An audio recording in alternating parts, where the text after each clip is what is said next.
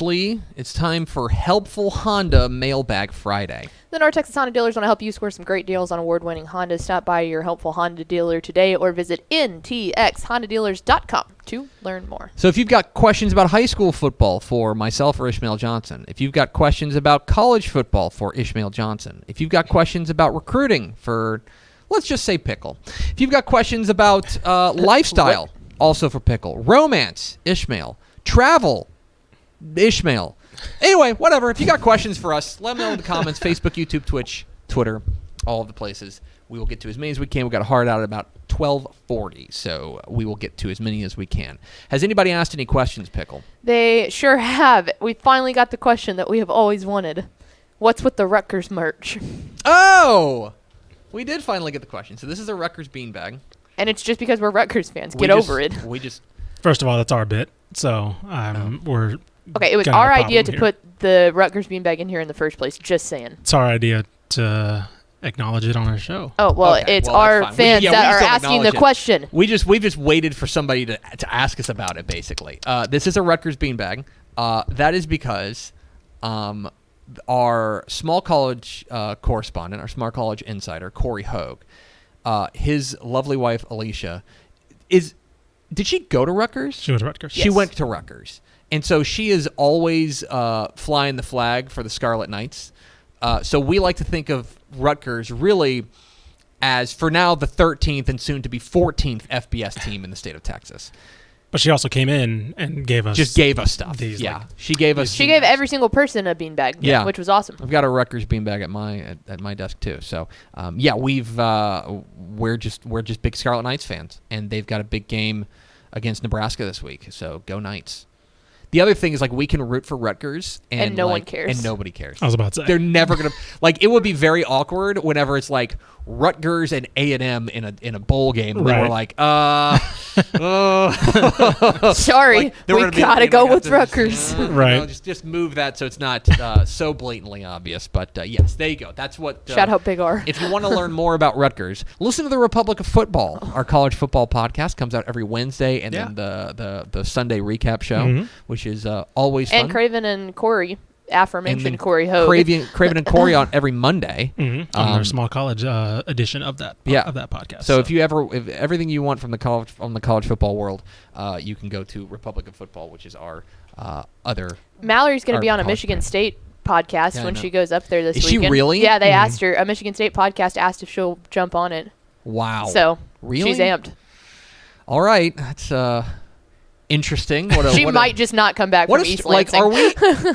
She'll want to come back from East Lansing. Are we Big Ten people now?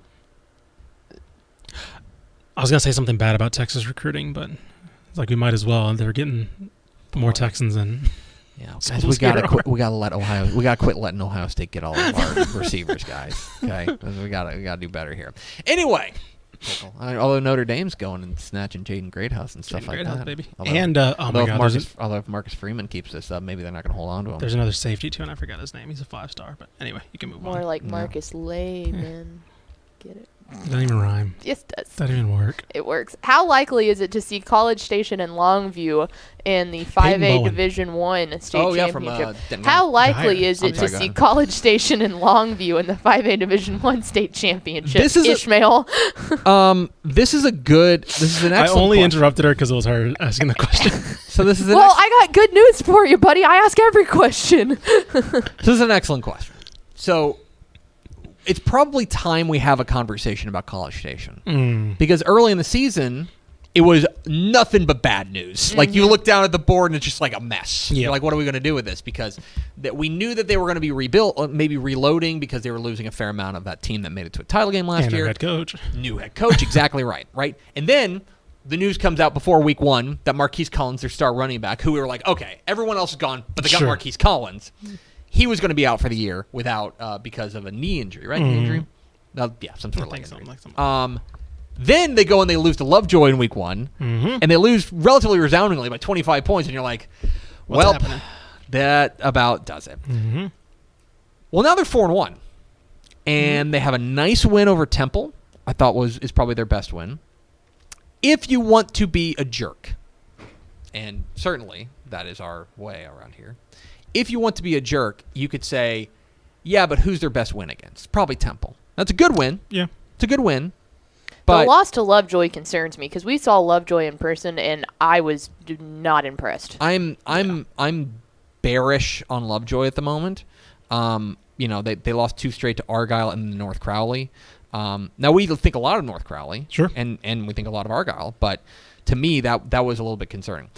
That said, College Station has certainly gotten the wheels back on. What we'll find out a lot, to me, is in a couple of weeks when they play A&M Consolidated. Yep, Consolidated, I was going to say. And I would even say, I'm not ready, they've got an ugly record, but I'm not ready to throw dirt on Cedar Park tonight.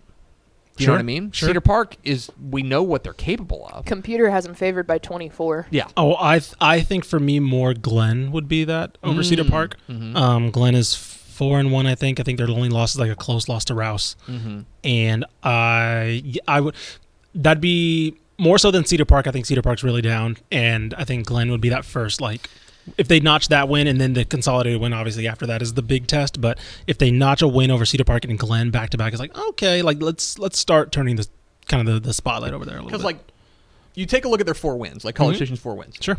The last 2 are over Georgetown, Eastview, and Leander. Right. And with all due respect, they were multi touchdown favorites in those games. Right.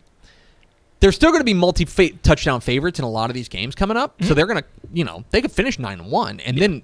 So I don't know, but the other question is if it's not them out of that right side of the bracket, who is it? Is it a team like PSJ North? Is it a team like Richmond Foster, who now suddenly is showing a little bit of warts, or somebody else from District 10-5A? Is it a team like Smithson Valley? Right? Sure. That's the thing, is that for College Station, their best advantage is the fact that they flip sides of the bracket. Mm-hmm. Right. They got out of Region 2, away from the Longviews and the Lancasters and all of those teams over there. So, the Alitos and the Denton Ryans. Mm-hmm. So, I don't know. I am intrigued by College Station. I think we'll find out more when they play teams in their weight class. 100%. But I think for now, cautiously optimistic about a team that we were ready to bury after a run of really bad news in the first couple weeks. Mm-hmm. So, there you go. That's a long answer to a short question. So, the answer is maybe. What's next, Pickle? The answer is we don't know, but it could happen. Could happen, sure. But that could really be the answer to any state championship. I'll just say this. Right now, the computer has them as the favorite to come out of the right side of the bracket. I think they have the toughest district. If they can make it through the district, it shouldn't be, realistically, you got the toughest part of your schedule out of the way. Yeah, I think District 10 is the other kind of power nexus there in Region 3. Mm-hmm. Because that's Magnolia West, a lot Richmond worse. Foster. My question Manville, but they're... A question about that District 10-5A Division 1 is are they all, it seems like they're all pretty evenly matched. Mm-hmm. Does that mean they're all pretty good, or does that all mean they're all pretty mid? Sure, yeah. Sure. So... We'll find out. Where are you on the mid scale? Yeah, exactly. Let's go with, we've talked about it. By the way, Peyton Bone was the guy's name. Gosh darn it, Ish. I'm going to turn your mic off. Stud. Yeah. Stud. Just reminding everybody if they didn't. Let me tell you, the record may not be good, but you got to know, Catholics back on top. What's next, Pickle? I don't know. What is next, Ish? Did you say there were 2 Notre Dame commits from Texas? Yeah, Jaden Greathouse is the other one. Yeah. That kid's a stud. Yeah, he is. He's really good. The wide receiver from Oh, isn't that funny? Who controls the buttons? Gilmer Pleasant Grove. Go, Ish. Yeah, you've already heard my take. You got to get the take from... Oh, sorry, we still can't hear you. Do you see I'm real popular in Texarkana these days? I did. I saw Coach Josh Gibson texted me. You picked He tweeted it out. I picked Gilmer. Oh, okay. So I'm real popular out there. You're doing a thing. Real popular. I want to see it. This is kind of a comeback year for Pleasant Grove. They've been down by their standards the past couple of years for what Josh Gibson kind of built over the his first couple of years of his play for a state title. 8-6 last year, some weirdo record. It was weird. But hell, if they come out and beat Gilmer, that's about as we're back in this as any statement as you can make. Yeah, they went. It went 15-1, obviously in 2019, and then 9-4, 8-6 in 2021. So again, down by their standards, still great. If those are their rebuilding years, that's awesome. But of course, we're used to seeing them at AT&T and all that. And so if they beat Gilmer in an East Texas showdown, welcome back. Well, I mentioned this on the picks video, but basically, this is really not size, but physicality versus speed. Yeah. Because Gilmer's got the weaponry on the outside, but the physical nature of Pleasant Grove is going to try to ground them into dust. Right. Mm-hmm. And so, a lot of this comes down to, can Gilmer hold up for 4 quarters? Because think back to Pleasant Grove's best win of the year is over Brock. Yeah. And what happened was they were down 7-0 at halftime, and then the second half they wore them down, and they won it late. That is going to be the question. Can Pleasant Grove keep it close and then wear them down late? And then we know Gilmer's good just based off that win, their opening win over Tyler Chapel Hill. Like you said, we kind of know what we got there. Let me ask you a question. Okay. Football expert Ishmael Johnson. Sure. Gilmer's coming off of 2 consecutive open dates. Okay, they have not played in like 3 weeks. Sure.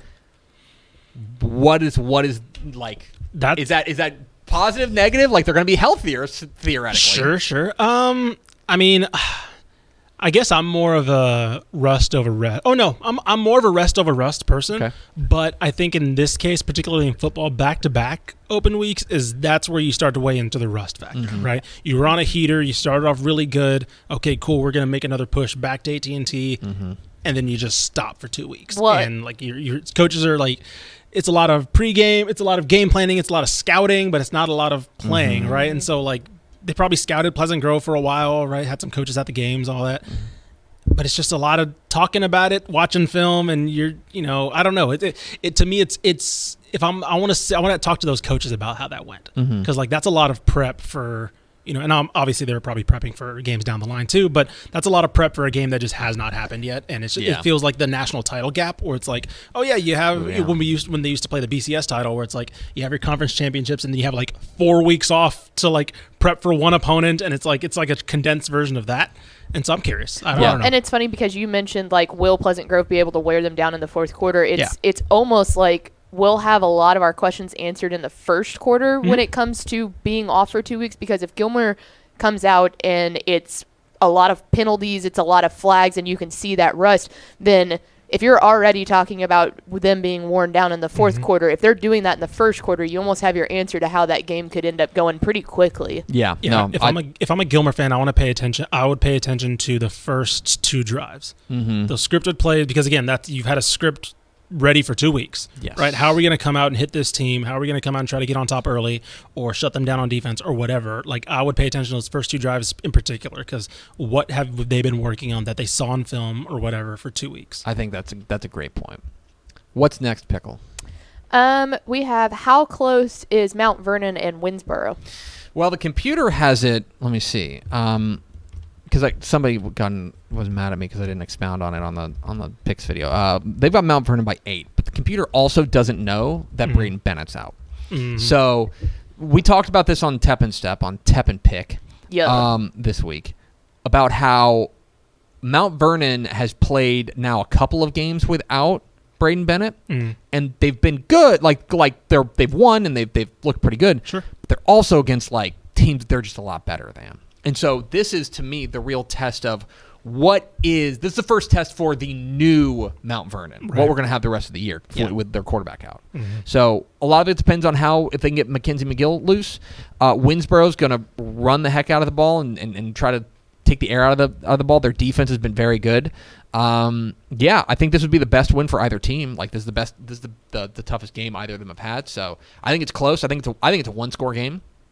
And I believe I took Mount Vernon. I don't know. I got to check my script. It's that close. Also, let's see. Who did I? I got my script here. I took Mount Vernon. And I'm going to stick with that because I scripted it. But I think it's a close game. What's next, Pickle? A question for Ish coming in here. Did you see Draymond put Jordan Poole to sleep? I did. That video. I watched this morning. Yeah, that one, I'm conspiracy theorist. I think the Warriors put that video out. So that's an excuse to not pay Draymond when his contract's up. Because TMZ just happened to get it. And the only people there are staffers. And so either some intern hopefully got like $10,000 or the Warriors just like, here, slip this to TMZ. But I did see it. And it is hilarious because the report, I think Chris Haynes tweeted out the night before, last night when it broke, or 2 days, I think it broke like yesterday during the day or something. He tweeted out that sources say Jordan Poole's attitude was like getting a certain way since his extension, and Draymond had enough of it. And I was like, oh, so you meant Draymond just told you that? Yeah. Like, that wasn't like a source told you. It's like, oh, Draymond just told you Jordan Poole was annoying. It's real rich to hear Draymond having a problem with someone else's attitude. Oh, sure. Like, no, exactly. And so, yeah, I think Isaiah Thomas, the former Celtics player, tweeted out, and I kind of agree with it. If you respond with a punch after a shove, that was somebody you weren't rocking with in the first place. Correct. Like we've all seen practices, fights, and all that between teammates. That's a shoving match. That's not shove fist, right? Yes. And so that was like they had some beef going for a while, and Draymond they probably had like an issue with each other. Yes. And Draymond just escalated out of nowhere. We're certainly not condoning violence on this show. You're not. Very clear. We're not. We are against violence. You are not. Sometimes it's necessary. I would like to punch a lot of times. Is that the most effective basketball punch since Kermit Washington? It had some heat on it. No, Samaki Walker. Samaki Walker decked Kobe. Let's not be honest. That is Samaki Walker erasure, and I apologize. Yes. I apologize. That's right. As Hannibal Buress said, Kobe probably made fun of his name, and he was like, I've had people have said Samaki Walker in a funny way too many times, not today. And that's Anyway, before we get back to high school, let's do another kind of ish question here. What are your predictions for the Red River game now that Ewers is starting? Because that is new news since when y'all talked about it on ROF. Sure. I think the line's moved to Texas -9, which is huge for a Red River game. But that Oklahoma defense stinks. It does stink. It's really bad. It is butt. And their secondary's so bad. Yeah. Their front's okay. Extra butt. Their front's okay. Their secondary's awful. And their second level's not very good either because TCU was just getting whatever they wanted on the ground too. I think Texas wins 9. If I had to throw, I don't have money on it, and so I think they'll win by double digits. But I wouldn't be able to I would not feel confident enough to put money down on -9. But you guys had, because here's the thing, you guys had your blatantly stolen from Tup and Stup, your college football fun fact of the week, which was about. You guys were giving away the Mike Roach book, and you had some stat about how many times it's been a double-digit game. Oh, yes. And what was the answer? I'm not saying it. We're still we're still waiting for a winner on the book? For the end. But the point is... But it's relatively rare in the history of Red River. Exactly. And so I will say there's I don't think there's been any official news on Dylan Gabriel. Mm-hmm. I can't see him. Apparently he's been suited out. There was a hype video or a practice video that he was in, so like he was suited out. I don't know if he plays... He got rocked. He got rocked, and also you're either starting Davis Bevel, who did not look good against TCU. With all due respect, Nick Evers is not ready for this game, and General Booty is not ready for this game. So with all due respect to our Texas high school football quarterbacks, they're not ready for this game, especially against the Texas defense that looks like they have a pass rush now. And the other thing about that and they have the Texas high school football quarterback that is ready for this game. Yes, absolutely. They have 2. They got 2 of them. Right, like right now, you got to put a number out there. Sure. What's the minimum number of points Texas is scoring tomorrow? Like to win? The minimum they have to score to win. I'm kind of driving at is like how many points is Oklahoma going to need to want to win this game? Do you know what I mean? Like sure. In order for Texas's minimum, okay, I'm going to assume Dylan Gabriel does not play. Okay. 28. I think Texas needs 21 to win. 21. Without Dylan Gabriel, I think 21. If Dylan Gabriel plays, I'll probably say 27, 28. But here's the thing, like in a vacuum, this Texas offense against the Oklahoma defense, how many points would you think they're going to score? Oh, what I think? I mean, like at least 35. 35, maybe even 40, right? That's what doesn't matter with Hudson Card or Quinn Ewers. If Dylan Gabriel doesn't play, they're not sniffing 40 points. No. Absolutely. Do you know what I mean? Yeah. So that to me is a real storyline. The game was close-ish when Dylan Gabriel was in against TCU, and then it just completely got blown out of the water when Davis Bevel came in because he just could not keep up with that offense. Yeah. So anyway, but let's also just say, hey, Texas, probably better think about winning this game. If they lose this game. Yeah. Better think about winning this game. Especially with Ewers being back. Consider it. Consider winning this game. Zero take it under serious advisement. The idea of winning this game. Because otherwise, they will roast you on the Sunday edition of the Republic of Football. Oh, buddy. Ish cracks his knuckles. Listen. What's next, Pickle? I'm editing that, so I'll get to hear it before everybody else. I'm excited. Let's go with, what are your thoughts on Bremond versus Chilton? I love this game. Mm-hmm. That's it. That's my thought. I love this game. I love. I'm What's next, the Michael Jackson meme of like, I love this song. We're rocking back and forth. Chilton is a really interesting team, and what I like about them, first-year coach Benny Hewitt has really kept things going. He was the defense coordinator, and the defense has really stood tall. They give him a lot of looks defensively, and they put Dalen Ford at the safety spot, and he's like a 4-year starter there. Their linebackers are really strong, and that's going to be really important against Braylon Wortham. I'm sounding the alarm to anybody who doesn't know the name Braylon Wortham. He's the new quarterback at Bremont, and I even tweeted it today, and I tagged him in it, but I said he reminds me a lot of Rashad Paul.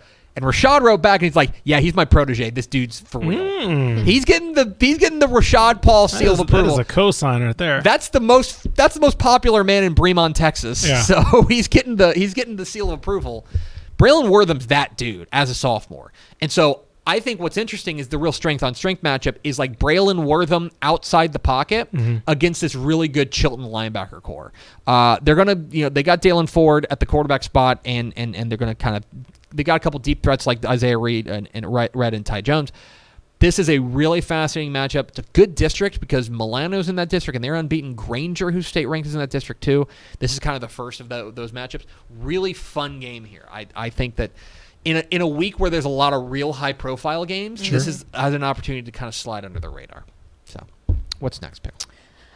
Let's go with a game that I talked about on Tap and Step, Fort Bend Marshall and Texas City. Do you want to talk about it some more? I mean, I can. I think that this one, for me, is more taking a look at that district to see who, if anyone, can contest against Fort Bend Marshall. Because I think Texas City has been a good team, but this will help me see the seeding because Dayton's going to have a little something to say about it. I think that they're doing pretty good. And then you have Port Neches Groves, who I think is a very good team that they've had a fairly tough schedule. So I'm not willing to throw that 3-2 record away by any stretch. But I think that this game will really start to decide that seeding, and that's huge for all of Region 4 when it comes to that. Right now, I think the 4 playoff teams are Fort Bend, Marshall, Dayton, Port Neches Groves, and Texas City. Yes. And so this will help us take a temperature on Texas City because they've already got a loss to P&G, right? If they lose this game, which they're probably going to, then that makes, to me, that game against Dayton, who's going to beat Galena Park and going to be 3-0 in district after this, but they also haven't played anybody. They don't have a no, the meat of their schedule is all of the final weeks. They beat Nederland last week, and they beat Santa Fe. Yeah. They get Galena Park, and then they go P&G, Texas City.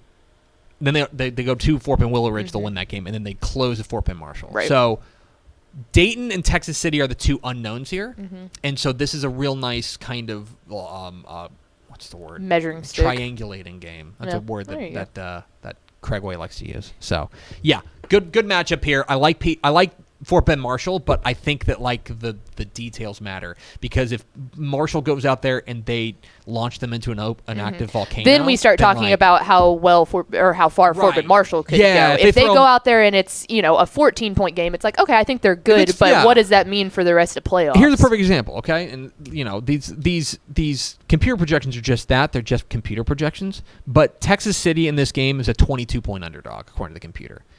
If they lose by 3 touchdowns, it's like, okay, about in line with what we thought. If they lose by 2 touchdowns, it's like, okay, maybe got a little something going. If they lose by 50, then we kind of know, okay, maybe they're a little farther behind the pack than we thought. So, good pick. What's next? If DeSoto goes D2, is there any good teams that DeSoto will play? Yes, of course. There's at least one very good team. There's one glaring. But they wouldn't see them until to be clear, they wouldn't see them until a state semifinal, and that would be Denton Guyer. Denton Guyer's going Division II. We don't know if they were to make it to a title game. Katy is a weird team. That's just all I have to say. Period. We don't, in the sense that we don't know if they're going to go D1 or D2 right now. And that district is not doing any favors in helping us figure that out. It's just all a mishmash. It is a cluster. Go ahead. No, never mind. I was trying to think they wouldn't be on that bracket. Never mind. If they go D2, which right now we would project that they do, Klein Collins is in the Region 2. Okay. They're interesting. Your mileage may vary on a team like Rockwall Heath. Here's the other thing. DeSoto, do they play Mansfield tonight? No, they closed with Mansfield. Mansfield is a team that is very quietly 5-0, and they're going to be in region. Right now, we project them to be the other D2 team out of that district. Sure. We'll find out a lot more about that. Have they had the meat of their district schedule yet? So that helps. They play Cedar Hill tonight, and they're going to win because Cedar Hill is down bad. Yeah. But then they get Duncanville, Waxahachie, DeSoto in 3 of their final 4 games. That's fun. So we'll know more about them. Now, I also think, look, they've got a nice win over Mansfield Summit. It's a 5A team, but that's a good Mansfield Summit team. They got a nice win over South Grand Prairie. It's a 6A team, right? So I would look at DeSoto as probably the favorite in Region 2. Yeah. I would install them as slight but clear underdogs against Denton Geyer out of Region 1. How is Tomball this year? Have you? Does anybody know the answer to that question? We can look that up right now. Tomball. They're 3-2. Okay. They are. Let's see. I'll admit I haven't paid a ton of attention. They dropped their first two. But they've won their last 3, including last week. They went to Klein Oak and beat them, which was a good win. They're going to beat narrow Warren win, tonight. but they got it. They're a team that gets hot at the right time. I was going to say we had them counted out completely in regular season last year. Started super slow last year. Rattled off 5 straight. So keep an eye on Tomball. They go D2 as well, but they'll be over there in Region 3, and they would be a team Region 2. So they'd be in that mix as well. So I don't know. Right now I'd put DeSoto as the favorite in D2 in Region 2. I put them as underdogs certainly to Geyer. Highland Park's weird. I don't know what to think about. Highland Park. What was the final of that game last night? Because they were struggling at one point. 34-14 or something like that. Okay, because it was like 28-10 at one point, or 21-10. 38-17. And Berkner's an okay team, but like I put Highland Park and Allen in the same thing, in the same kind of bucket, because maybe it's just because I expect dominance. Sure. And it's like they're just winning in kind of workman-like ways. The thing about Highland Park, though, is that they're not going to get challenged by anyone else. Like, in fact, Berkner's the last good team they'll see till the playoffs, or the last real I think contender. And I don't even think Berkner's maybe a playoff team, but North Crowley would go D1, right? North Crowley's going to go D. No, I think North Crowley's going to go D2. So keep an eye on them too. I know you're a No Crow guy. I'm bought in. No, you don't have to sell me on that. DeSoto will be favored in that game, but Byron Nelson's going to D2 as well. Be intrigued. And by the way, this has is all the speed to at least kind of match up against DeSoto. By the way, this is all working on the assumption that South Lake Carroll goes D1, which is on the line tonight. I would tonight. say it's a lot goes. That Timber Creek Fossil Ridge game tonight is massive. And so if South Lake Carroll goes D2, they're the favorite in Region 1. Right. They're the favorite in D2. Katie, I don't know. Remind me again if Fossil Ridge wins tonight. That's a very difficult statement to say. If Fossil Ridge wins tonight, then Carroll goes D1, correct? Correct. If Fossil Ridge wins, then it would be very, very likely. I mean, anything can happen. 4 more weeks after tonight, but it would be very likely that Carroll goes D2 or D1 rather. If Timber Creek wins, which would be an upset, they're 10-point underdogs in this game according to the computer. If Timber Creek wins, it keeps hope alive for Carroll to go to the D2 bracket. But it's still by no means a sure thing. It would almost certainly lock them into D1, barring something crazy if Timber Creek or Fossil Ridge wins tonight. So if you're Carroll and you want to go D2, which I think get away from Allen, get away from the Duncanville eventually, things like that. Get away from North Shore or Westlake or Lake Travis or whoever. If you want that to happen, you need to have your Timber Creek pom-poms out tonight. Yeah. Which again, Geyer is on a bye this week, so Geyer fans should just go to the game. They should go to the game and root for Fossil Ridge. Exactly right. Or no, root for Timber Creek, I suppose. Yeah. So anyway, what's next, Pickle? Let's do 2 more. Is 5-0 Hemp Hill for real? Which actually, 6-0. I was going to say. Yeah, Hemp Hill 6-0. Put some respect on Hemp Hill. Let's ask me Monday, because they play Newton tonight. Yeah. They play Newton at home. And actually ask me in the next 2 weeks if they get Newton and then New Waverly. Because all due respect, they have not played a team. They played one team with a winning record, and it's Shelbyville, who's a 2A. Okay. The defenses look great. Defense has been excellent. This is their toughest test by a factor of about 3. This is This is very clearly their toughest test. That's fair. Yeah, that's fair to say. And so we'll find out. If they hang with Newton, I'm willing to buy in. And then, to me, hang with Newton, beat New Waverly, you're in. That's the bar for being legit. That's for me for Todd Stark's bunch. So there you go. We got an ender. Yes. Give me like 0.2 seconds, because okay, let's give it 0.2 seconds. Ish, how you doing? Hey, what's up? You going to a game this week? I'm not. I got to work on Basketball Magazine. Yes. Yeah. By the way, TexasBasketball.com. Yes. Go there. Listen to the newly. I do need to compliment you. Oh. The no, we don't do that rebranded here. Texas Basketball Podcast, which was Texas 24, which is a good name because there were 24. At the time, there were 24 D1 programs. D1 programs. There's going to be more now, so that doesn't work. So the new name of the podcast is Zone Star State. Yeah. That's so stinking good. Yeah.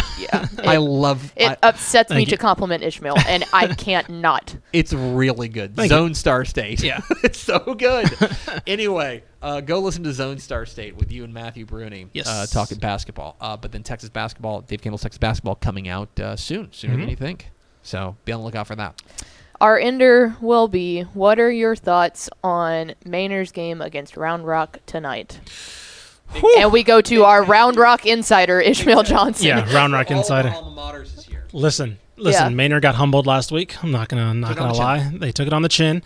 No, this is a great bounce back opportunity for them. I still think this is a team that could make some noise. I think last week they showed the youthfulness of Quintalon Joyner, because Quentin, of course, is a stud. He's going to be the reason that offense churns, but the reason why they started so hot was his brother Quintalon, who's still a sophomore. He's found his groove early, and I think Vandergriff kind of tested him a little bit. I think Quinton still had like 150 yards on the ground, but it was basically like, all right, what else you got? Yeah. And then also their defense couldn't. I think they've matched up with they found a team that was just as physical offensively as they are defensively. So credit to Vandergriff for a pretty convincing win. Yeah, no, tonight's going to be a huge test. Round Rock is a solid team. I think Mainer's they're still navigating this new district. This is the first time in that Round Rock, Cedar Park area. Yeah, I mean, I would pick Maynard to win, but Computer likes Round Rock by 10. I was about to say Computer. I saw the Computer had it. I just feel like we're in for a Quentin Joyner bounce back game, and I feel like Quentin Talon probably took that loss pretty hard as well. Defensively, they have guys along that defensive line that are just insane. Obviously, the brother of Princely Umamalian, Prince Will. And yeah, like I said, I had high hopes heading into last week. Vandergriff and Drew Sanders decided that was not going to happen. But Round Rock's really good. They're 5-0. I think I'm trying to figure out their best win. I think it might be over San Antonio Reagan. And so, yeah, if they hand Maynard another loss, man, I might have to start paying attention to Round Rock because they'll be 6-0 at that point. They got this dual threat junior quarterback Mason Cochran who's been really good. So a lot of it's going to be on that defensive front, which is I think undoubtedly. I mean, Quentin Joyner's great. Sure, Quentin Joyner's great. I think the Maynard defensive front is the strength of the team. Oh yeah, and so contain Cochran and make sure he doesn't beat you, and extend plays. Right. I want to go over to our Llano correspondent because Llano has decided to pick a fight with the troops this week. This is their second fight with the troops. Playing Universal City Randolph. And my question for you is, why doesn't Llano love the troops?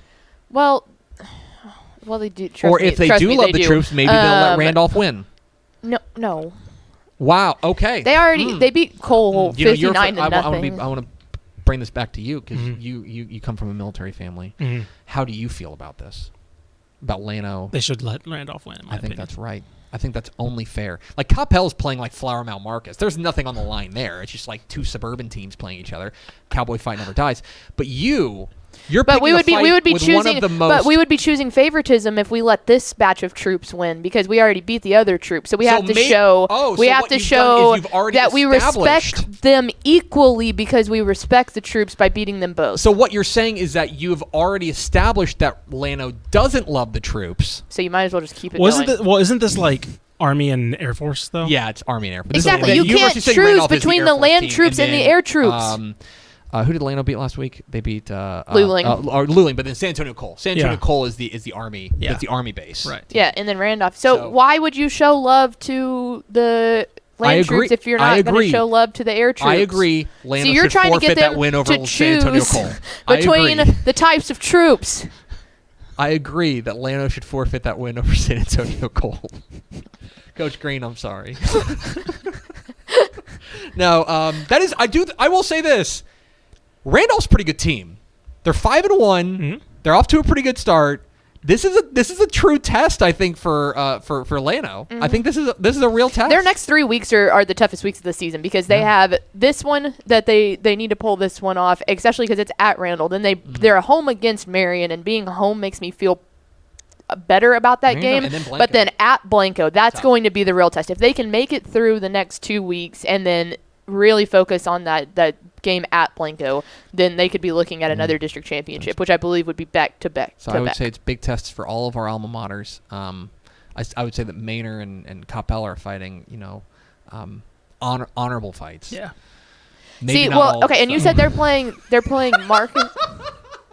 I missed it. Coppell is playing Marcus. Marcus, all right. Marcus. So it's like, just two suburban teams going on it. Yeah. But Coppell, let's bounce back, boys. Cowboy fight never dies. Let's get this thing going. Big game. Sting 'em. Hey, thanks for watching this clip here on YouTube. If you like this kind of stuff and you want more of it, make sure you subscribe to our YouTube channel. And remember, you can watch us live every weekday at noon at TexasFootball.com, Facebook, Twitch, or here on YouTube. And if you want more of the best coverage of football in the state of Texas, check out TexasFootball.com and become a Dave Campbell's Texas Football Insider at TexasFootball.com/subscribe.